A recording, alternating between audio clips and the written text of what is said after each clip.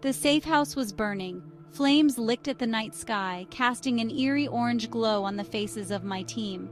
Panic tightened its grip on my chest. We'd been so careful. How could they have found us? Cleo, we have to move, now!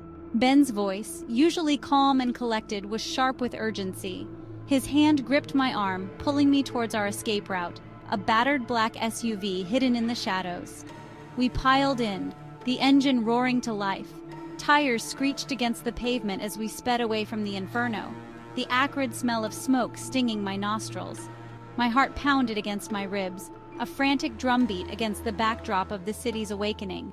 They knew. Somehow, they always knew. My hand trembled as I reached for my comms. We have a situation. Safe house compromised. Repeat, compromised. Static crackled in response, the silence deafening. We were on our own. Cape Town, usually bustling with life, was a ghost town at this hour. The only sounds were the insistent growl of our engine and the screech of tires as Ben navigated the winding streets with expert precision. My eyes darted from one darkened alleyway to the next, searching for any sign of pursuit. They're on us. 2 SUVs, heavily armed.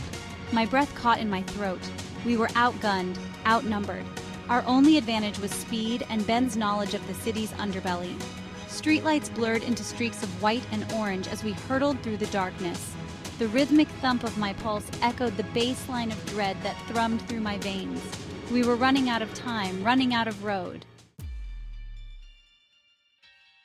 A high-pitched whine sliced through the air, followed by the sickening crunch of metal on metal. One of their vehicles had rammed us, spinning us towards the unforgiving concrete wall that lined the narrow street. Gunfire erupted, the staccato bursts echoing off the buildings. Each shot a hammer blow to my already frayed nerves. Maya screamed as the back window shattered, showering her with glass. Hold on. Ben roared, wrestling the steering wheel.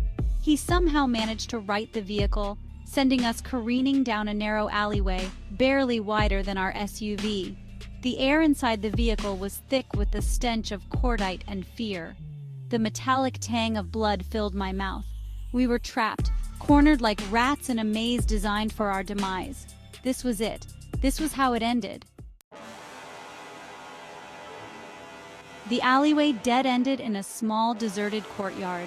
We were surrounded, our escape route cut off by the enemy SUVs that now boxed us in, their headlights like the eyes of predators closing in for the kill.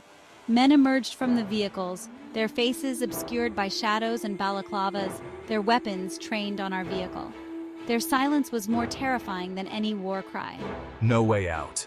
I'm sorry, Cleo. I should have known better. Despair washed over me, cold and numbing. We had failed. I closed my eyes, bracing myself for the inevitable. But the expected hail of bullets never came. Instead, a low hum vibrated through the air, growing louder, more insistent, until it morphed into a deafening roar. My eyes flew open. The courtyard, bathed in the harsh glare of headlights, was no longer empty. A figure stood between us and our attackers. Tall and imposing, he seemed to materialize from the shadows, his silhouette outlined against the flickering gaslight of a nearby lamppost. Subject 13, the asset, the wild card we were transporting. He stood motionless, arms outstretched, his eyes closed as if in deep concentration. And then, all hell broke loose.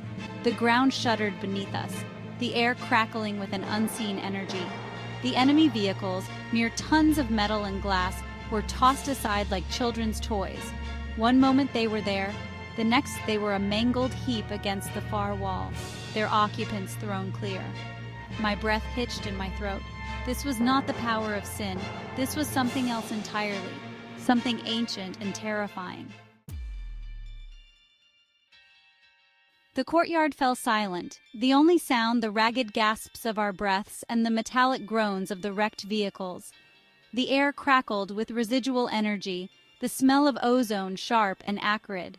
Subject 13 turned to face us, his expression unreadable in the flickering light. He moved with an unnerving grace, his eyes no longer the vacant orbs I remembered, blazing with an inner fire. Are you all right? His voice, a low rumble, sent shivers down my spine. I stared at him, speechless, my mind struggling to reconcile the broken man we had extracted with this being of raw power. This was no ordinary asset. This was something far more ancient, far more dangerous. He was not a subject. He was a warlock. Ben recovered first, his hand moving instinctively towards his weapon. "Who are you?" His voice was laced with suspicion, his eyes narrowed. I believe I just saved your lives. His tone was laced with quiet amusement. Maya, her face pale, scrambled out of the SUV, her eyes wide with a mixture of fear and awe. What was that? She stammered, gesturing towards the wreckage. I remained rooted to my spot, a strange mix of relief and apprehension washing over me. He had saved us, yes, but at what cost? What was the true extent of his power? And what was his agenda? The whispers of doubt began to take root in my mind, whispering that we had traded one danger for another, far more insidious. "We need to get out of here," I said, my voice regaining its usual authority. The adrenaline that had surged through me moments ago was quickly replaced by a bone-deep weariness. Follow me. He led us through a labyrinth of narrow alleyways, his long strides eating up the ground with an almost predatory grace. We followed in stunned silence, our footsteps echoing on the cobblestones. He stopped before an unmarked door, his hand resting on the worn brass handle. This will take us to a safe house, one they won't find.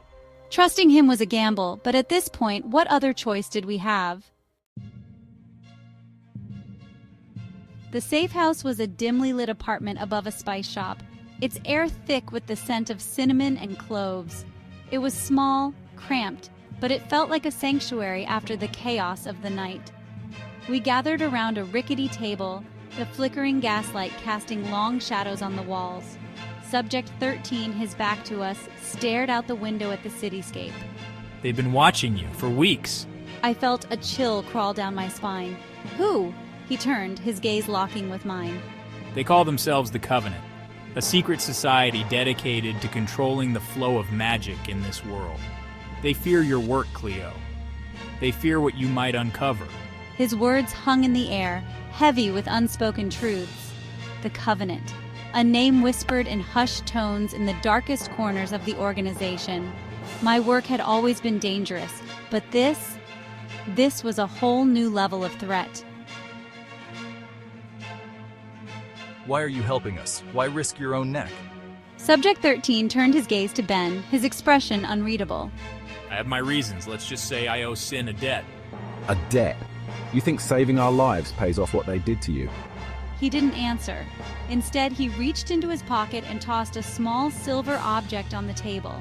It clattered against the wood, landing face up. My blood ran cold. It was an S.I.N identification badge, but it wasn't just any badge. It was mine. My name, my face stared back at me, a chilling reminder of my shattered life.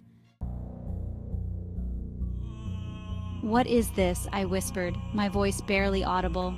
Subject 13's eyes met mine, a flicker of something akin to regret in their depths. I'm sorry, Cleo, but things are not always what they seem. He took a step toward me, reaching out as if to touch my face. I flinched away, my heart pounding against my ribs. "You're one of them," I breathed, the words tasting like ash in my mouth. "You're working for S.I.N." He paused, his hand hovering in midair. Not anymore. And then, with a blinding flash of light and a deafening roar, he was gone, vanished into thin air, leaving us alone with our questions, our fears, and the chilling realization that the lines between enemy and ally had become blurred beyond recognition. The game had changed. The hunters had become the hunted, and I, Cleo Thorne, was caught in the crosshairs.